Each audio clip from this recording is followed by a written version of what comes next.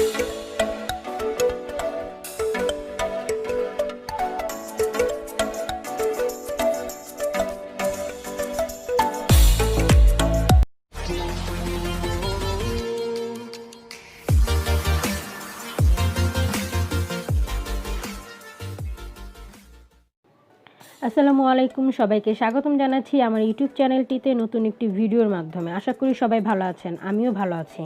তো আজকে আমি নিয়ে এসেছি মসুর ডালের একটি অসাধারণ ব্রাইটেনিং ক্রিমের ডিআইওয়াই নিয়ে। তো আজকে যে ডিআইওয়াইটি রয়েছে সেটার জন্য আপনাদের প্রয়োজন পড়বে মসুরের ডাল, আর সেটা পানি দিয়ে ভালোভাবে ধুয়ে কিছুটা পানি দিয়ে এবং 1 থেকে 1.5 চামচ রোজ ওয়াটার দিয়ে আপনারা ভিজিয়ে রাখবেন 5 থেকে 6 ঘন্টা বা সারা রাত্রের জন্য। সারা রাত ভিজিয়ে রাখার পর আমরা এই মসুরের ডালটিকে ব্লেন্ডার জারে ঢেলে ব্লেন্ড করে নেব। তো আমাদের যতটুকু প্রয়োজন আমরা খুবই অল্প পরিমাণে পানি দিয়ে কিন্তু এই ব্লেন্ডটি তৈরি করে নেব। আমাদের বেশি একটা পানির প্রয়োজন পড়বে না। আমরা এটা খুবই অল্প পরিমাণে তৈরি করব যাতে করে আমাদের বেশি দিন সংরক্ষণ করার প্রয়োজন না পড়ে। এটা বেশি যেহেতু প্রাকৃতিকভাবে তৈরি সেহেতু আমরা বেশি দিন এটা সংরক্ষণ করতে পারবো না। তো ব্লেন্ড করার পর কিছুটা এই রকম হবে।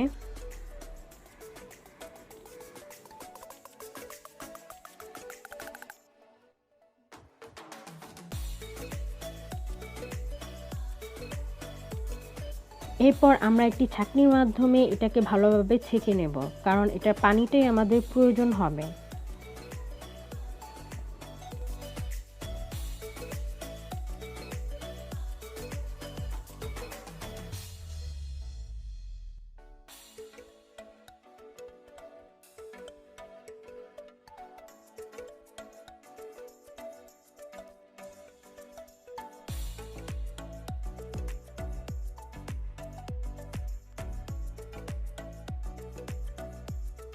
পানিটাই হচ্ছে আমাদের মূলত মেন উপকরণ। তো এই পানিটা দিয়ে আমরা আজকে ক্রিমটি তৈরি করব। তো এই পানিটির ভিতরে আমরা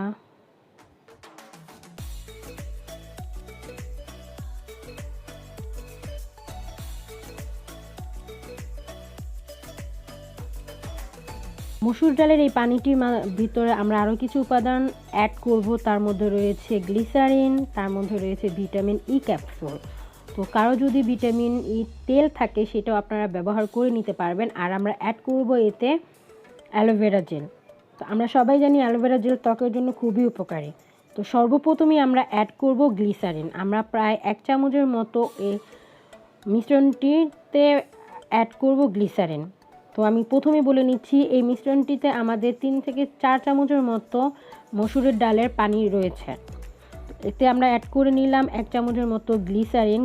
অ্যাড করার পর এখন আমরা অ্যাড করব ভিটামিন ই ক্যাপসুল। আমি এটাতে 2টি ভিটামিন ই ক্যাপসুল ব্যবহার করেছি। আমার মনে হয় না এর চেয়ে বেশি আপনাদের দেওয়ার প্রয়োজন পড়বে। 4 থেকে 5 চামচ পানির ভিতরে আপনারা 2টি ভিটামিন ই ক্যাপসুল বা 1 টেবিল চামচ ভিটামিন ই অয়েল অ্যাড করে নিলেই পারবেন। এরপর এই 2টা উপাদান আপনি ভালোভাবে